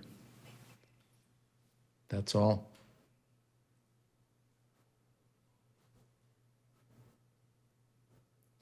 No other public comment? All right, we'll move to discussion of this item. Got a bunch of thoughts. 2 areas, mainly on awareness, and secondly on logistics. On the awareness topic, as David mentioned, peer support and knowing about other tours, events, people like me, the neighbor brings. I think that the city can really just continue to share newsletters or other mailings about neighborhood areas to go talk to the people like themselves. Peer-to-peer chats can be great. And then the city could also leverage Nextdoor further to post more city-based things. It takes pretty easy to post. A lot of homeowners are on Nextdoor.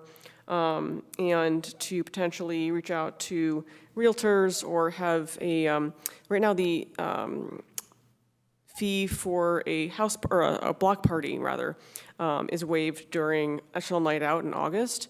Maybe there could be a fee waiver for electrification block parties, if that's a topic, or could be something related to National Night Out as a theme of like you could have the fire department come over or have some speaker on this topic and kind of leverage that existing block party neighborhood kind of thing. On the logistics piece, as someone who is currently electrifying their house, I've got a heat pump HVAC, heat pump water heater, electric dryer. I'm getting an induction stove coming in May, the kind with the battery built in that's coming. I know how challenging this is, and the rebates are complex. It's hard to navigate. But what can make it easier if you're not aware of some of the stuff, it's just the basics of like having a battery to power your fridge and the power is out for power work on the panel, or having a loaner heat pump water heater that's 120 volt to plug into your wall while you're waiting for that new water heater to get installed. So this might be more of a encouragement for contractors. That could be a business idea of like having electricians rent out batteries rather than generators that are smelly and polluting when you get work on your panel done to keep your fridge going, keep your internet going. So you can work from home while your work is being done in your house. And then just making people aware of if there's a program for maybe community energy or PG&E for loaner water heaters when so they don't have to be out of hot water for a long time. And then solutions like span.io panel, or other things that can address the panel issue. This might be more of a longer-term project, but the community center has these gas stoves with cooking classes and gas. So raising awareness in the community could include things like electrification of the community center, including cooking classes on induction. People are more aware of this, both kids and adults. So thanks. Oh, on the financing. There are 2 programs I know of. One is Go Green Financing. I think it's the state program to get loans for things like heat pumps and solar, as well as Atmos. They're a new fintech company that has heat pump loans and solar loans.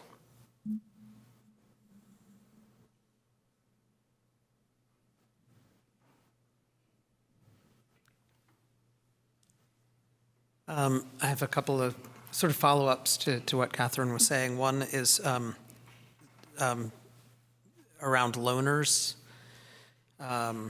There are a couple different ways. I think that maybe the city could even get into the loaning business. That's probably the wrong term, the loaning activity, because that is the real pain point. I mean, especially between now and when the requirement kicks in, people's hot water heaters are going to go out, and they are going to do the easy thing because the hard thing is really hard to go without hot water. I imagine the city could buy a small quantity of 110 electric heat pump water heaters like Catherine was recommending. Those can typically just be installed into the nearest outlet and get people hot water. Let's say you loan them out for up to a month. And that gives the person enough time to do the wiring to get the proper, 240 volt outlet and the water heater that they need. Just as a loaner, the other approach to that I've heard about is to get like a 220 volt battery system that plugs into a 110 outlet. And then that allows enough power to be drawn to power a 240 or whatever heat pump water heater. So you install the right water heater, you just don't plug in, you don't do the wiring until you have an electrician there. So two possible approaches to having loaner equipment that you loan out for a matter of weeks while the homeowner or landlord or whoever is not installing a gas water heater. My only other comment is that I talked to a guy from the Bay Area Air Quality Management District, and I asked him, what do you call your agency for short? And he said, the district. That is what they want. That is what they want people to call it, not BACMed or BACMUD or anything like that, but the district.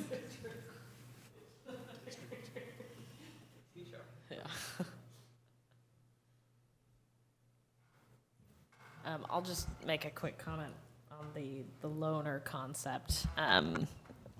There have been some test cases of contractors offering gas water heater loaners, and they sort of do they swap out the broken gas one with a new loaner gas one while they're installing the heat pump. So we have heard of that. There's like one or two businesses doing it, and I've been advocating for some regional scale incentives for contractors to do that. I don't know if that's going to happen or not, but yeah, that's something we've thought about.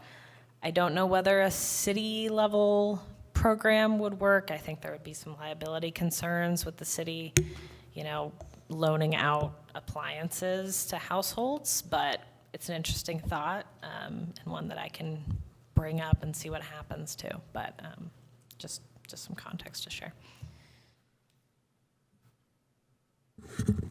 I was just going to make a quick comment, just kind of my question early on, and Nick Peterson's comments about the district being responsible for this, and that they should be responsible for it. They should be doing the outreach and all that kind of stuff. But I appreciate that Albany City is engaged enough to, foresee these issues coming, and I think we do have a responsibility to Albany residents to prepare them, because like you said, this is going to be a big stick, and it's not just compliance, and it's not just going to a website on your own. This is going to be like, everybody's going to have a big problem if they're not aware of it. So I think the city does have some responsibility, and I think it would be worthy of putting some funding into the kind of education and programs that you have already been starting, and we should be ramping those up, especially preparation. Mm-hmm. Yeah, I guess, yeah. Well, I'm very excited about these regulations. I am really worried about people having a really bad first experience with electrification, which will turn them off for any other projects.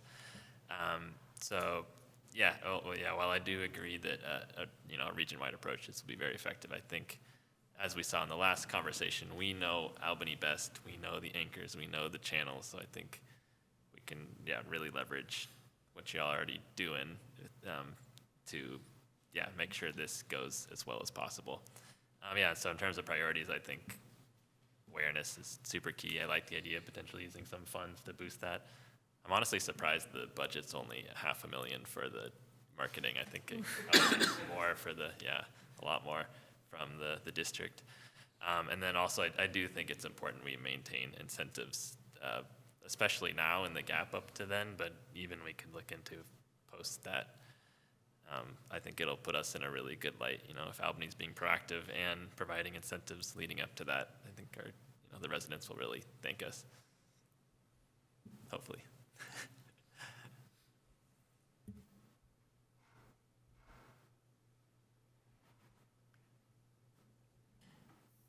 Two comments. First, just a sense of the scale of this. I did a back of the envelope, and I think in Albany, about 150 to 200 tank water heaters fail per year. So there's going to be a lot of people that need help on this. I thought Nick Peterson had an excellent point that this is a district issue, and there may be places where Albany could do things on a small scale better than the private sector. But I was thinking a possibility to feed through the grapevine to the district is some sort of a program where you feed in the data on your house, you know, roughly the square footage and what sort of electric loads you plan to meet, and then feed in what your current panel is, and it can give you an idea of what you have to do and how much, very roughly, how much it would cost. I think a whole lot of houses in Albany have 100 amp panels right now, and with a, you know, you can handle a heat pump water heater on that, okay, and a level 1 charger and maybe an induction stove. But when you start to get to a heat pump space heater, then I think you have to go to 200. And if there was a way, you know, a real, as simple as possible application on the district's website, because I don't think this is something that, this would cost some real money and some real electricians' thought to do, so I don't think it would be appropriate for Albany to do it. But if the district did something like that, it might be really useful. I believe Rewiring America and Quit Carbon have calculators tools on their websites for this kind of thing. There's also a single-family retrofit guide from Redwood Energy that has extensive, like 100-plus page PDF on this topic, and they have sample wiring diagrams for whole home unification for 100 amp panels.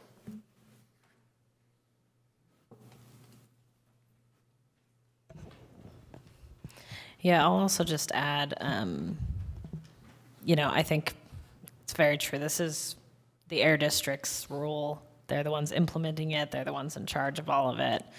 And yeah, I think it's a fair question for us to consider, you know, how much do we want the city to be involved in trying to make this go more smoothly or try to take advantage of it in different ways? Or how much do we want to kind of leave it to the air district and focus on other things? You know, we're not going to be in charge of implementing this rule or enforcing it, but there are ways that we can choose to try to be more involved and try to boost it up more, or say, okay, that's great, they're doing this, we've got other priorities. So that's, you know, maybe another topic for discussion, but. Yeah, I want to add one more voice in support of what I heard both Eric and Troy saying, which is I do think we have a bit of an obligation to reach out and extend the reach of the existing outreach plan. But maybe, since we don't know what their outreach looks like, we do a little something simple in advance of their outreach that's coming later this year, and then we come back to it at the end of this year and say, what else do we need to do? But yeah, I too am in support of continuing and increasing the rebates that we're offering, and maybe focusing in on rebates for panel upgrades, which do exist, or incentives exist, but we could add to that. And as an education point, one thing we could provide as education up front is here in Albany, like Mark's saying, here in Albany, like we have a lot of old houses with old electrical systems, and so heads up, this is coming, and getting ready for it doesn't mean just getting ready for a new appliance. You know, this is how ready you have to be, and this is how many dollars go with that. Yeah, I think that would speak pretty clearly to people. Any other comments? All right, that concludes discussion of 6.2. We're getting really close to 9 o'clock. But 6.3 might be a short item. I'm wondering if people are feeling like 6.3, which is a heat pump rebate program subcommittee, is something they want to discuss or simply give a quick thumbs up, thumbs down to. I will say, given the subcommittee updates, future agenda items, need to have public comment, we'll need I more think we time should anyway. extend. Yeah, for sure. But Just curious about that, and because if it's something folks would like to discuss, then I think we should bump it to next month. So I guess asking more simply, if you are a person here who would like to have a more extended discussion about item 6.3, please say so. Okay, so that one will be quick. We might want to extend now. Yeah. 58 before we get into it. Thank you, that's really good advice. I move that we extend to 9:15. 9:10, perhaps? Second for either of those? For 9:10 or 9:15? I'd second 9:15. I mean, Okay, I will do a vote on 9:15 then. Member Bierce? Yes. Member Hodges? Yes. Member Larson? yes. Member Lieberman? Yes. Member Melgen? Yes. Member Rose Shears? Yes. Chair Hill McClanahan. Yes. Okay, I don't have a presentation for item 6.3, just quick spiel. Basically, we wanted to bring up the discussion of whether to create a subcommittee to get into some more detail about the heat pump rebate program, talk about, the different funding levels, the structure of it going into the future. We chatted a few months ago about, different ways it could go ahead. And we're starting to run fairly low on funding now, so it's getting to a point where we sort of need to make some decisions. So I think it would be helpful to have a subcommittee to kind of get into the weeds a little bit more. So that's kind of my recommendation, but for you all to decide. Any questions before we? Is it possible to add more funding without having a subcommittee, or how does funding happen? Yeah, so the subcommittee would basically be getting a chance to kind of get into more detail, having offline discussions to bring back a recommendation to the full committee. And that recommendation could include asking the council for more funding, but that's also something that could happen just through full committee discussions if there was no subcommittee. So it's not necessary for that, but it just kind of allows a little bit more depth of conversation and might help things move along a little faster. Any other questions? All right, we're going to do a public comment, and let's keep these comments to 1 minute, please, on this item. Lucinda Young, go ahead. Yes, I would just support further work on the heat pump rebates. Currently, the rebates are just for the HVAC program. There's nothing for heat pump hot water heaters, which are major contributors to greenhouse gas pollution and air pollution. And there are currently no federal rebates or other state rebates for heat pump hot water heaters. There is a federal tax credit of $2,000, but that's on on Trump's shopping block. I think it needs to be looked at. It seems like this is a really critical part of our climate action and adaptation plan and encouraging electrification. So whether you need a subcommittee or not, or whether the whole committee can look into it, but I think it does need more attention. Thank you. No further public comment.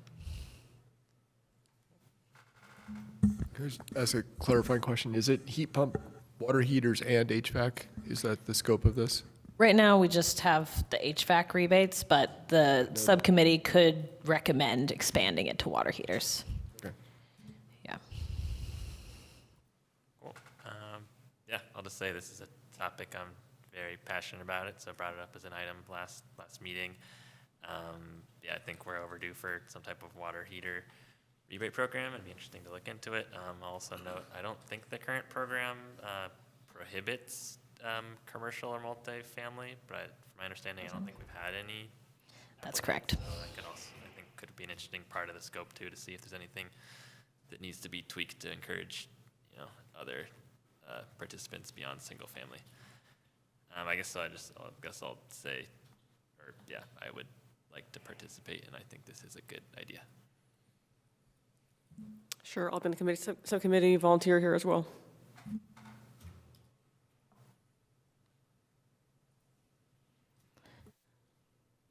I just want to voice support. This is really important, and maybe also consider adding panel upgrades to the scope of things we might do rebates for. Panel upgrades. Anyone else interested in subcommitteeing, subcommitizing? Is that what, I mean, are we supposed to be talking about if we want to be on the subcommittee? Like, that seems like a later discussion. I just I want to think we're, I think in the past what we've done is, it's been kind of ad hoc. So both, whether there should be one and whether you would be on it if there were one. Well, I mean, I'm in favor, but then I feel like I'm assigning other people work. We think you should do We've had this, you volunteers, guys. so I think you're okay. Guys, go for it. Yeah, all right. Okay. If there's no further comment, the next move would be make a motion to create the subcommittee with the members that have volunteered, just so you guys know. Sure, I'll move to create the subcommittee, and I volunteer to be on it. Okay. And Troy as well, nomination. Okay. Second. All right. Member Bierce? Yes. Member Hodges? Yes. Member Larson? Yes. Member Lieberman? Yes. Member Melgen? Yes. Member Rose Shears? Yes. And Chair Vahan McClanahan. Yes. Excellent. Thank you for clarifying that. All right, lovely. So now, have we any subcommittee updates from Zero Emission Transportation? Okay. Yeah, we do. Let's see. Where to organize my thoughts, sorry. We're interested in moving forward with two initiatives that we've been talking about for a while. One is the Vault Post pilot, and the other one is a level 1 pilot, level 1, electrical outlets in especially rental properties. And so we kind of wanted to bring this to staff and to the committee that we're interested in bringing these forward. And in the past, we have made motions for capital improvement projects to do things like the city fleet and the charging stations for charging those, and those went through. And so we're also aware that there's limited time and resources on the staff, and so we don't want to overstep, but we also do want to see, especially the Vault Post one that's been, there's been a lot of discussions going on, but we'd like to, it seems like it would be the time to move it forward. So I kind of wanted to open up the question of, our conversation, especially with staff and the committee, about what's the mood on moving forward? Because one idea would be that we, the subcommittee, could come back to the next meeting with specific proposals for capital improvement projects for both of these. And then go the route of city council to office, city manager to assign as projects. And that would be, we'd officially get it on the books, and we would, feel like there was some momentum with that. But just wanted to open that up. That's where our subcommittee is at with those two things are sort of top of mind for us. I have a question. For the Volt Post pilot, have you had the opportunity to speak with whomever it is at the city in DPW who's going to be analyzing public That's it. charging? We on the subcommittee have actually talked to Volt Post just in the initial conversations, and we understand that there's some city discussions going on, but we're not sure what that is and how that's going. And Yeah, I can say we have had contact with the folks at Volpost and sent them photos and specs of various light poles that we thought might be options for installing chargers. And so far, none of the ones that we've sent have met their requirements to install their hardware on for various reasons. We've heard that some of their upcoming models might be suitable for some of our light posts. So I think there's some hope that that could happen in the future. And there are a few other light poles that we could try asking about. But yeah, we've kind of hit a bit of a roadblock there just technically with Volt Post. So that's sort of where we're at right now. The other thing I'll add just in this conversation is that, you know, I have been in contact with folks at the Public Works Department who are working on the capital improvement plan. And they are working on the sort of details of different electric vehicle charging options for the fleet as part of that project. And we're connecting with them on that. So there is work happening on that at a staff level. We're talking about level 1, level 2, fast charge, all these different things.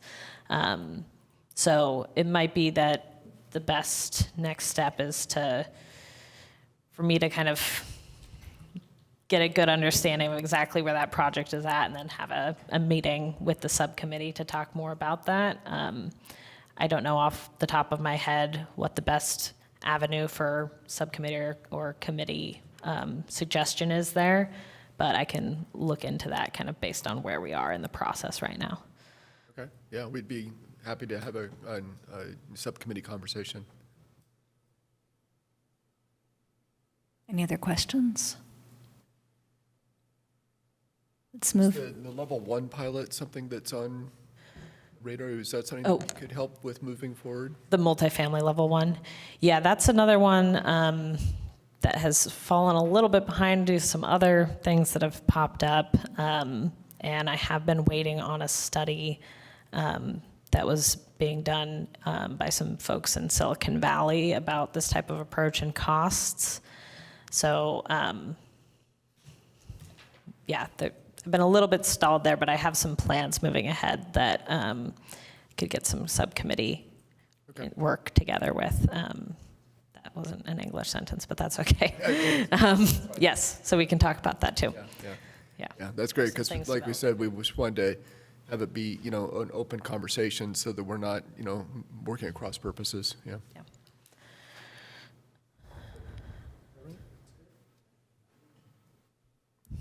Thanks. Any other questions? All right, let's roll to a brief public comment on this as well, if anyone has a 1-minute comment.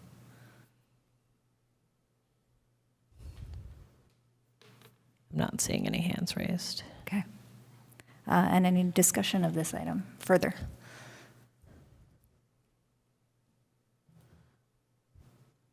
Yeah, I mean, that sounds great, just reconnecting with the city on both of those points.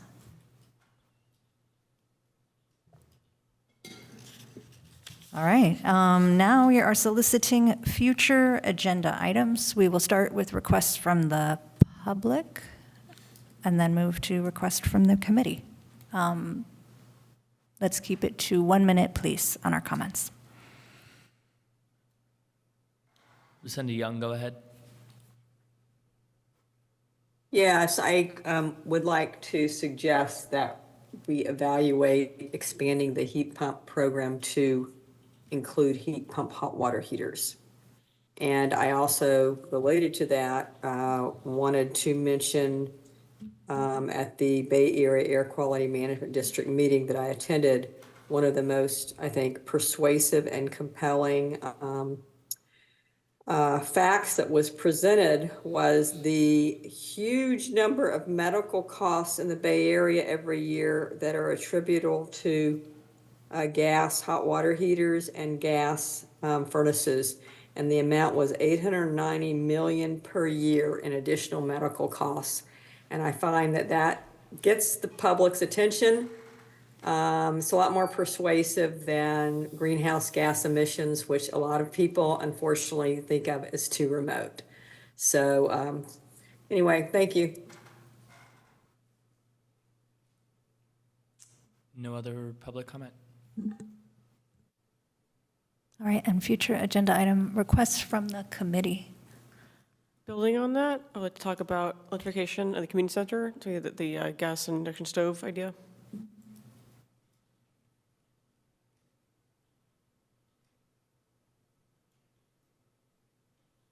Other requests?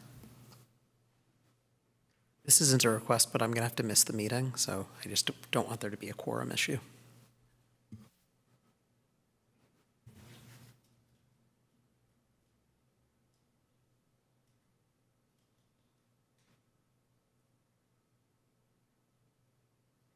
Others? Okay, I see no more requests, so we're going to adjourn our meeting. It is 9:14. Made it.